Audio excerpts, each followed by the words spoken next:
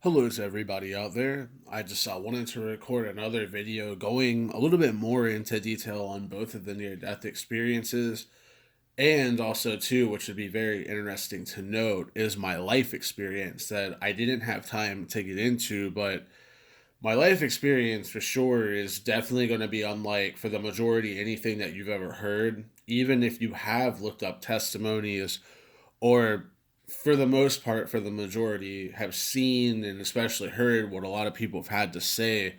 This is definitely a pretty crazy experience, but I will definitely go ahead and get started with it. First of all, which is crazy enough, is that I'm not even supposed to be here. And what I mean by that is my dad, who went to Vietnam, not drafted, but volunteered, he went into the Marines and became infantry and went over to Vietnam and unfortunately had a case as to where Agent Orange got all over him, from basically, maybe you could say, accidental coordinates of somebody trying to get information to where to drop this stuff, but basically they were cannon fodder, in my personal opinion of it, that they were taking the good with the bad to not only try to, hit the Vietnamese with it, but also their own troops. But to make a long story short, that made my dad pretty much a little bit afterwards just get a whole bunch of complications from it. And one of the major ones was an infertility, or that the sperm count, which would be hundreds of millions, was reduced to just hundreds. So the doctor had said something astronomical, that basically the chances of having a kid, you could say, after all of this of a development, was 0.01% chance, or you could even come to say a 0.001% chance.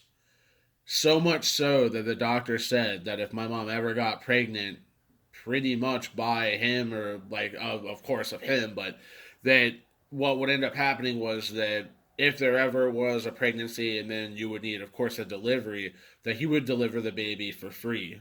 That was the odds of everything. And later on down the road, it would be a miracle that I would be born. And what was funny about it all was, of course, my dad, being skeptical, didn't believe it. So he had like tests done and whatever, and the kid was his, meaning that he was my dad. It wasn't somebody else that my mom would have seen to make the pregnancy possible, because, of course, like, that was his first thought, rightfully so, because of what the doctors not only told him, but what he had went through. So that one in itself was a miracle for me. I guess either a miracle or a curse. I mean, I don't know. I'm trying the best I can to live my life as a miracle, or to help other people to be a miracle that God wants me to be. But, everybody out there definitely knows that's not without trials and tribulations. That's for sure. But now I'm going to go into my life experience, which is crazy. I don't know too many people who have had this sort of an experience in their life. But right now I have my computer on and I wrote everything down in like a notepad document. I've been having problems with my computer randomly blue screening sometimes, so hopefully it does not do that in the middle of this documentation. But to start out, I remember when I was about, I want to say, like 6 or 7 years old. After seeing this, I wouldn't want to sleep in the way, like, alone and by myself. I always wanted to sleep with my parents and not be in my own room, because I'll never forget, unless, of course, I grow old and have, dementia or amnesia or something, to be honest. But unless that happens, I will never forget what has happened in this case. I remember it like 10:30 or 11 p.m. I'm trying to sleep to get ready for school, and it's this loud thunderstorm that's going on. Rain a little bit, not as much rain as it's like loud thunder, and then this lightning that's extremely bright. And I kid you not, and I'm not joking when I say this, but whenever on this night I would see the lightning flash, I seen the shadow or a silhouette of a gargoyle type creature that was perched on the roof, but it was at such an angle from the lightning storm that when the lightning would flash, I would see the silhouette of it being up top on the roof through the window, like a slanted, like it was up on their perch. It was bizarre. I could see the wings, I could see the outline of the figure. It was crazy. And then later on, I would be scared because as a kid, watching cartoons, and keep in mind, like, I wasn't exposed to this cartoon at all before seeing this. So I was seeing this and then later on would watch this cartoon and know it would exist. But this was back in the day with like X-Men, Spider-Man, like Fox Kids. I was born in 1986. So if that kind of helps to set the standard and the stage of things, that I remember there being a show called Gargoyles. Of course, like the name Goliath and, the gargoyles that break out of stone at night. This gargoyle looks similar to Goliath in his shape and form, but without me knowing that it was Goliath, if that makes sense, because I had never had exposure to the cartoon at this point. So that sets the stage of just definitely weird and bizarre. Like, but as I grow older, maybe I could have chalked that up to imagination. I'm trying to rationally downplay it. Maybe it could have been something else, but to this day, I remember what I've seen and know what I saw. But there's always that pinpoint or tiny speck of doubt in my mind. But I know from that night of being horrified, because from that night onward, like, it affected me so much that I didn't want to sleep alone or want to be alone with anything, and I just didn't want to at all anymore. So we would fast forward to pretty much not really too many experiences until I get to the age of what I would say about 16 to 17. And when it hit that age, it was like a spiritual explosion, like of just so many events. The next one, which would be really insane, would be going to a carnival or a fair. And I was staying at home at the time, but my mom and dad decided to go out to the fair that was nearest to our house. I don't know if I was like sick or just didn't want to go. I forget the gist of the story as to why I wasn't with them, but to make a long story short, my dad ended up winning two things for me, and he won it by throwing darts and popping balloons. And he ended up winning two things. One was a small pitcher, it was made of glass, and it was a gray alien saying, "We're out there," and pointing off to the distance. And then the second thing that my dad had won was this miniature gray alien doll, but it was green instead of gray.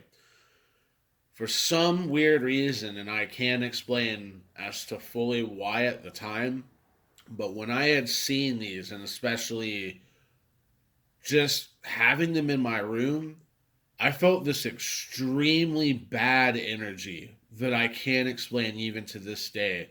It was like an energy of fear. And the way that that alien looked on that glass pitcher saying that we're out there, it just, I couldn't look at it. I don't know why, but it was just too horrifying to look at. But the green doll looked here and there, but it looked like a 2 foot, typical gray alien, except the skin was green, but it had a black hood, which was weird. So it's got this black hood, and then the skin is green instead of gray. So it gets put all the way on the top of my dresser, which is like 8 to 9 feet tall. So I had to get a ladder, a step stool, and put it on here. So the synergy is starting like day by day and week by week to get worse and worse until eventually some crazy things start happening. I wake up from this dream, or well, I should go back a little bit. I have this really vivid dream that I'm laying in my bed and I'm in my room, and everything is where it's at to a T. All of a sudden, at the foot of my bed, I start hearing and feeling something like moving toward me or crawling toward me. And I look, and it's that same alien doll with a large butcher knife trying to crawl from the foot of my bed to the head to stab me in the throat. And as soon as this thing is about to do it, I wake up. Here's where it gets frightening. I wake up, and the first thing that anybody would do, you'd look around, but then right after you look around, you're going to look at the spot that that alien was in. Guess what? It's gone. And now I'm starting to panic because this is the first time this has ever been gone. So now I'm freaking out. And I look, and it's by my door, but it's standing upright. So if this thing would have fell, I would have thought it would have been like on its back, on its side, on its front. But it's standing up from right by the door looking straight. And I'm like, that I can't have this. All right, and put that thing in a trash bag and throw that out in the trash. And then I never seen it again after that. I was done. But at this point, though, I still have the glass photo that is on the bottom dresser drawer, and I have clothes on top of it too, so where I just like don't see it at all. A couple of nights later, I wake up in the middle of the night, which is probably around 2:40 in the morning from what my clock had said. The moon is full, and though my room is dark, I can see things from the moon's position in the sky. It's like I can see the light from the moon shining into the blinds so where I can look around. I go from waking up to in a second immediately awake like I've never been asleep. It's crazy. Like, people are tired, you're waking up, it takes you like, minutes to get up or an hour, like you need coffee or like some sort of a caffeine rush.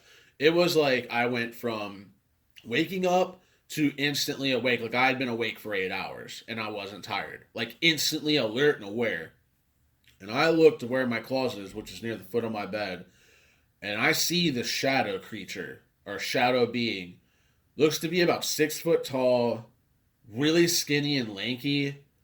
If I had to put a weight on it, which is kind of weird, but if I had to put a weight, it was like 110 pounds or 100. Like it was a skinny, like this just weird being, and it was looking around. And when it saw that I noticed it, it jumped back, like it was freaked out that I even noticed it. And then it looked like it crouched down, like it was ready to pounce on me or to attack. But it was looking at something behind me that, like, it just like was preventing it to attack me. And it was in this position for what seemed to be about 10 to 15 seconds. And then it stood straight up, looked at the door, and then calmly walked right through the door. Didn't have to open it, didn't have to fool around it. It just walked right through the door. That is just the tip of the iceberg for what's about to happen. A couple other weeks go by, like nothing seems to happen. Then, like a full moon hits. And I kid you not, in the silhouette of the blinds for 2 days, I see something. I am racking my brain to try to figure out what is causing it. And it's basically the all seeing eye or a shadow of the all seeing eye that you would see on the back of the $1 bill, the capstone pyramid, where the small pyramid rises above the big one, and with the eye. I seen the same thing in my window for 2 days, and it didn't move, and this thing looked vivid. I was trying to rationalize how the shape would even be made that no tree or any sort of help of a street light is perfectly going to make this shape and not break. So I have no idea now, but I'm like, this is crazy. And right now I'm like praying on God to help. Like, I don't know what's going on. And it's just nuts. And then I would say about 3 months later after that, there's this major storm, but not that bad. But it's like heavy thunder, a little bit of rain. But it's really just loud thunder that's shaking the whole of all the houses in the complex. And with pretty bright lightning as well. But there were cops outside telling everybody to get into the basement, even though it was just a loud storm. There was no tornado warnings, no sirens going off, nothing. That night, everybody woke up, but I was still asleep. My dad said that he went to check on me and he saw that I was asleep, but he would get me up in case it got any worse. But he was going to let me sleep because I had school for that night and he wanted to make sure that I was asleep. And somehow I was able to sleep through the storm. I have no idea how. But my dad said that same night he saw a very bright UFO in the sky. And he found it really weird that there's no tornado warnings or advisories and that there's no siren going off, but it's just a bunch of cops on a megaphone, like patrolling around saying for everybody to get in the basement. Very strange. When I end up waking up and it being that morning, on the side of my small dresser by my bed, I have a touch globe. It's like the globe of the earth, but when you touch the base of it, it lights up. It goes low, medium, high, off when you touch the base. When I looked at this globe waking up, I had seen on this globe what seemed to be like runic symbols or symbols that I don't know that were on this globe. That when I looked at it, it seemed like the only way that these marks were real was that as if something was burnt into the globe. It wasn't with like a permanent Sharpie marker.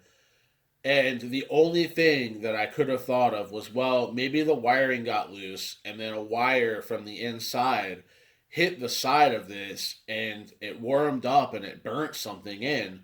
But when I looked and checked at the globe, there was no shadow of wiring, no loose wiring or anything. So the most distinct mark, though I forget where it was, but I know it was in the ocean. I don't know if I want to say it was to the right of like South America, but there was a triangle in the middle of the ocean, and I don't know like where it was. I want to say it was somewhere off to the right of South America, and it forms a perfect triangle, and it was burnt in, but yet there was nothing of like permanent marker, no wire burnings, nothing like that.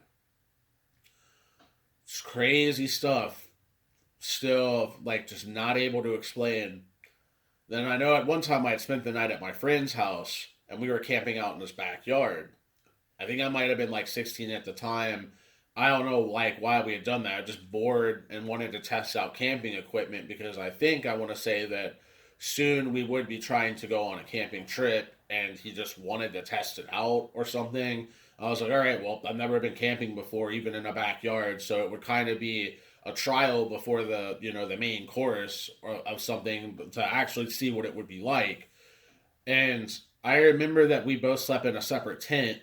And when I woke up at like 2:40 or something in the morning, in which I had checked the watch that was around my wrist because there wasn't, well, there was cell phones around, but they weren't like I didn't have one. I don't want to say that they weren't affordable or not like too advanced, but they would still have been the flip phones, and I just didn't have one, but I had like a Swiss watch instead.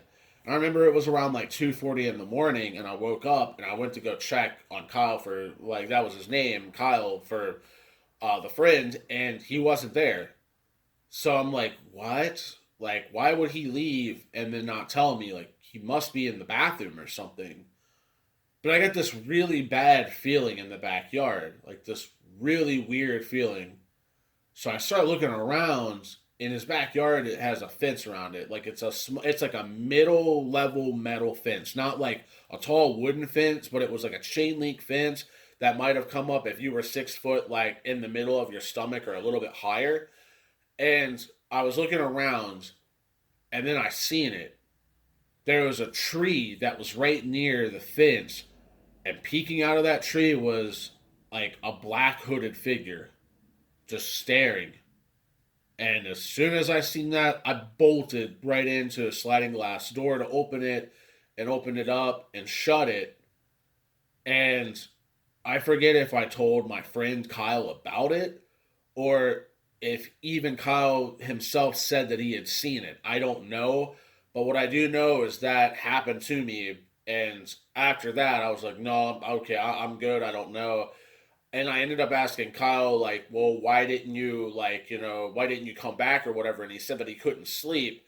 But then I had said that, well, like, why didn't you wake me up or, like, you left me out here? And he said that he didn't want to disturb my sleep. Whether there's more to the story of that or not, I don't know. Then there's been numerous times where I'm still living in the same house and my bed is shaking. Like, there's an earthquake. And there's no earthquakes that's reported, or any earthquakes from the neighbors, them saying that they felt something too, or like a tremor. Just me. Not even my parents had felt that. And also, too, there was this weird fear. I could never, when I went to bed, I could never turn my back to the door leaving my room because I had these nightmares and this feeling that for some odd reason, like gray aliens would come in the room and it just wouldn't be good. It was weird. Like I don't know. It's just bizarre. It was like this feeling of fear or something that told me or whatever, like to not have your back turned or like to sleep either on your back or turn to your left side, but never to turn on your right or to not lay on your stomach, in which I wasn't a stomach sleeper anyway. Eventually, in a few years, about 2 years, when it was around the year 2005 and I was 18, we would go camping, but in a sense of irony, it wouldn't be with my friend Kyle. It would be with my girlfriend and then her two friends.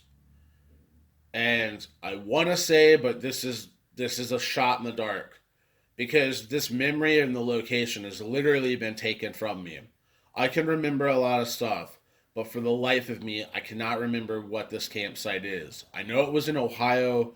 I almost want to say that it was Hocking Hills, but I could be wrong.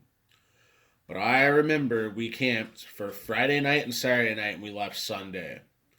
Friday night, we had somebody next to us, probably around 100 yards, maybe 80 to 100 yards.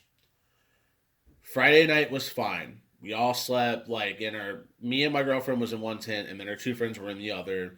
And then we had brought like this camping, or not like a camping, but like this van. It was like an Astro van or something like that. And Friday night was fine. But waking up on Saturday morning, it was kind of bizarre because we had looked at the tents and the campsite that was like maybe what I had mentioned 80 to 100 yards away from us. And I could see that they were in a rush.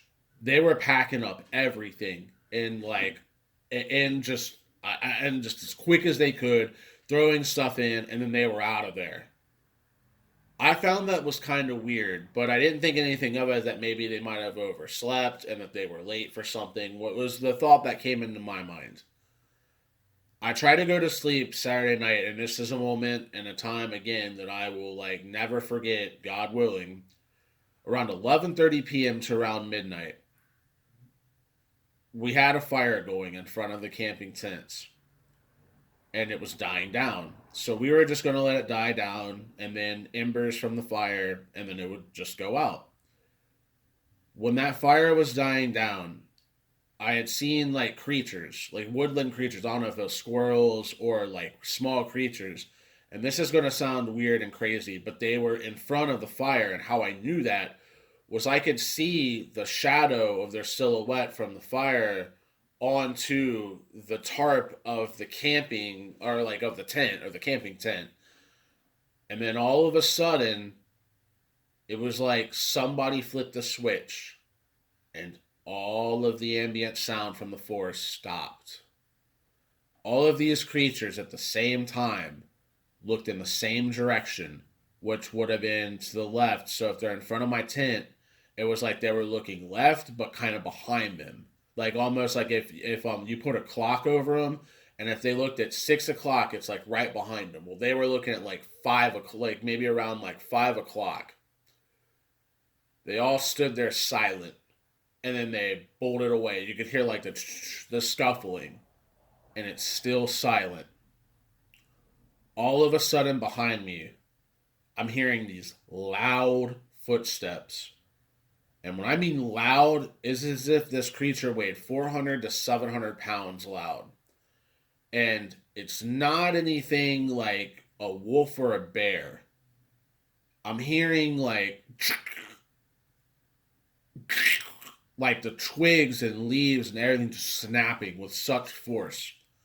And all of a sudden I feel this dread. This dread that came out of nowhere. It was so hard to explain, but now that I've had my near death experience, encounters of hell and the like, I know what that dread is. It's the dread of something like spiritual or something extremely bad. And I'm hearing these footsteps loud, and then all of a sudden I hear sniffing. But I'm hearing the footsteps, and then I'm hearing like sniffing, and it's right to the side of my tent. My tent is around from bottom to top, around 6 feet tall. All of a sudden, this creature that's sniffing puts its face right up against the side of my tent so much that the tent wraps around this creature's head, and I see it.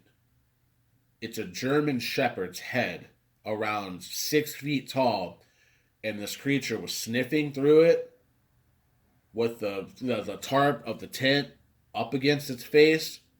It was sniffing, then it growled.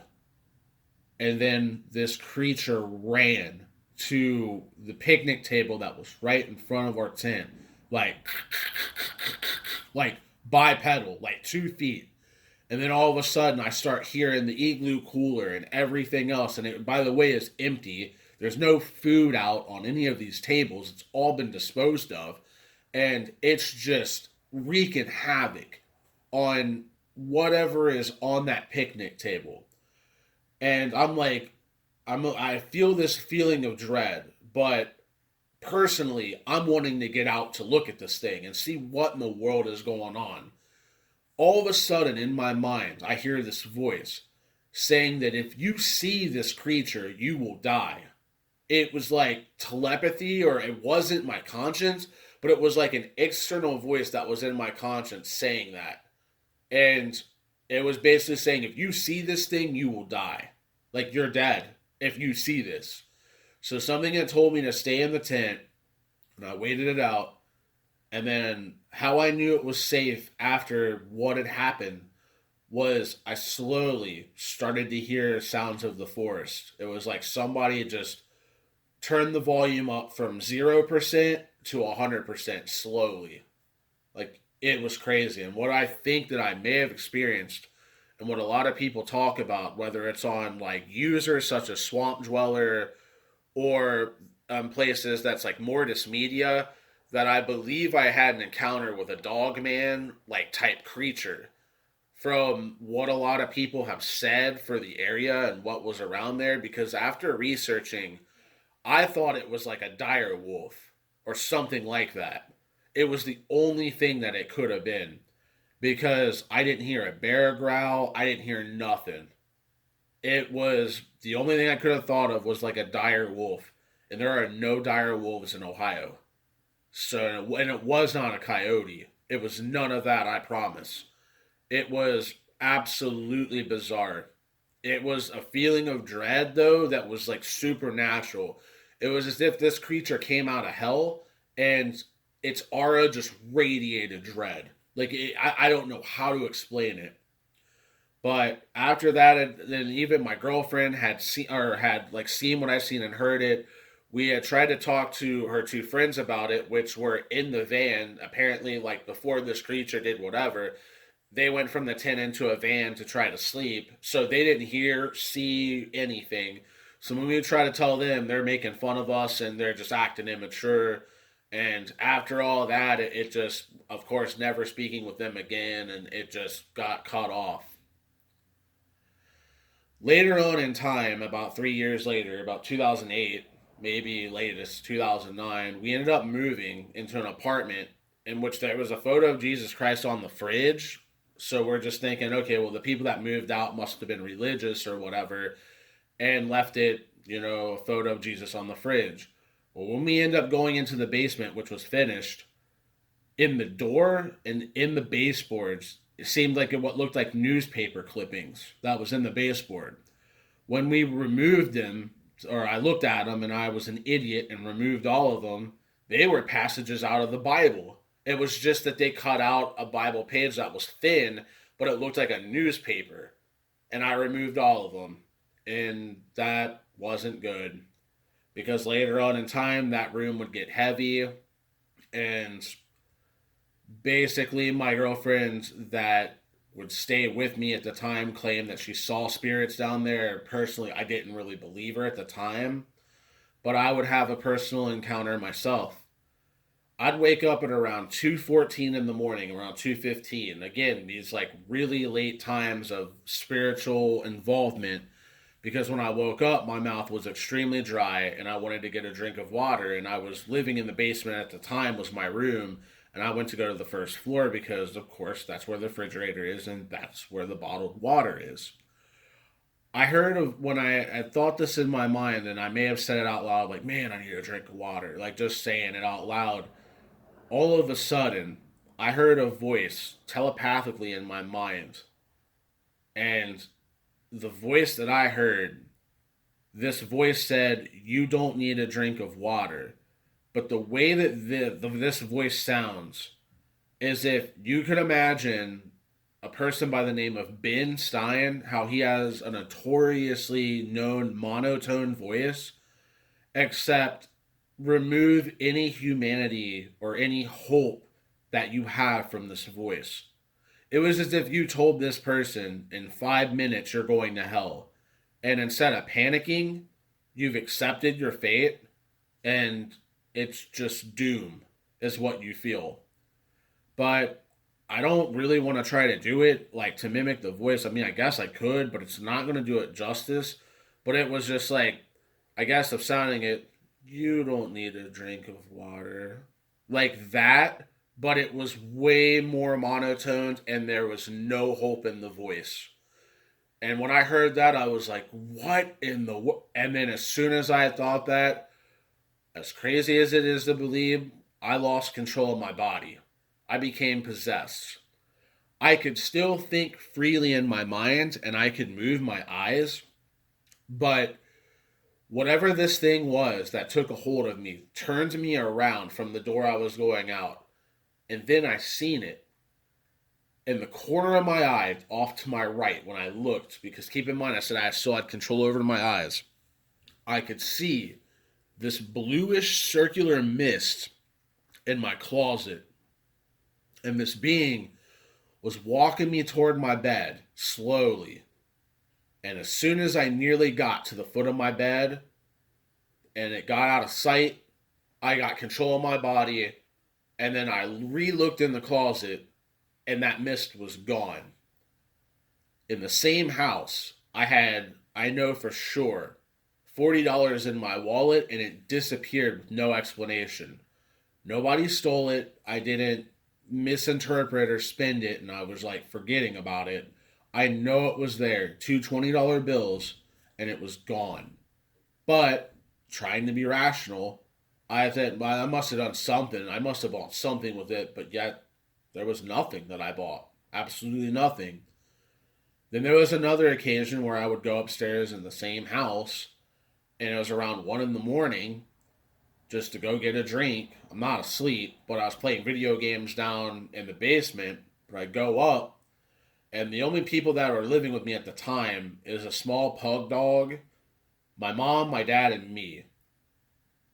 I go upstairs, and I see the patio door is wide open.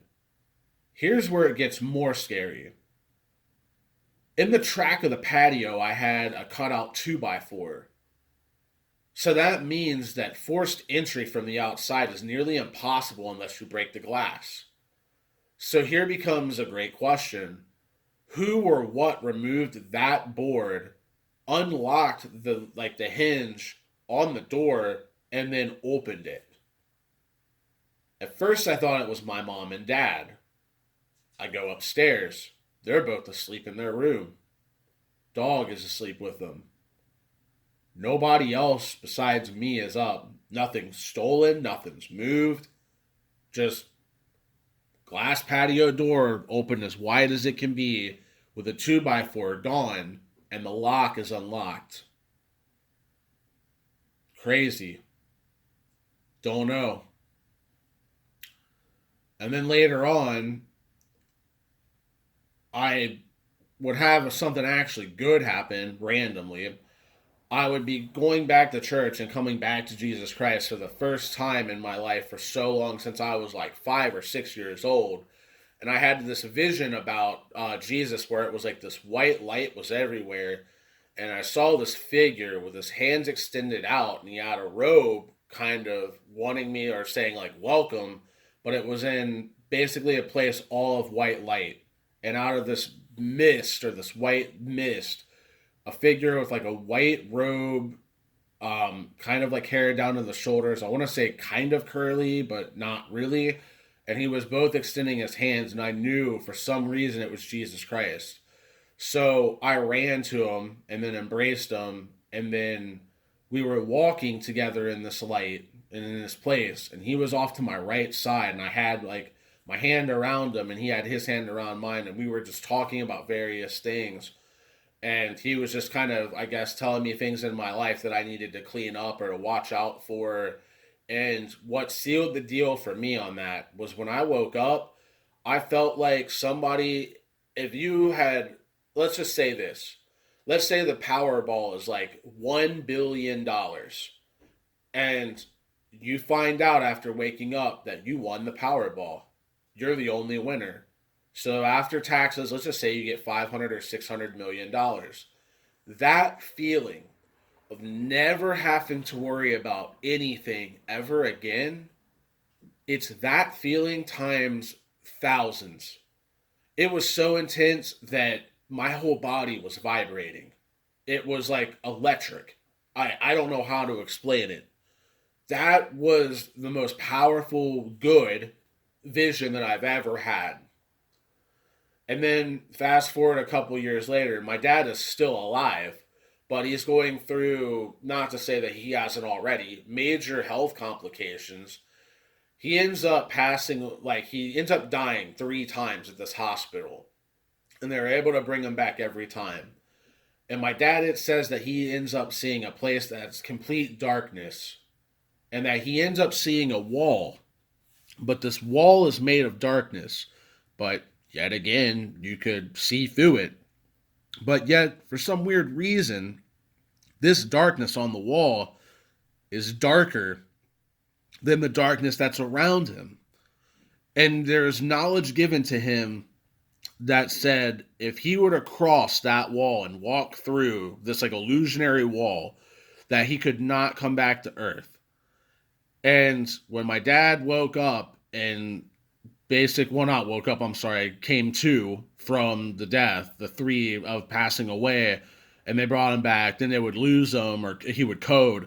And then on the 3rd time, they brought him back, and then he stayed alive. He didn't go back to it of being dead, that he told me about this. And the next thing that he says is really important to what I'm going to say, like, soon after. And he wanted to know because he believed in God, but he didn't know about Jesus or Christianity that much. He didn't really want too much to do with it. But he ended up saying, what was on the other side of that wall, I wonder? Could there have been paradise? And he was serious, like he didn't know. But I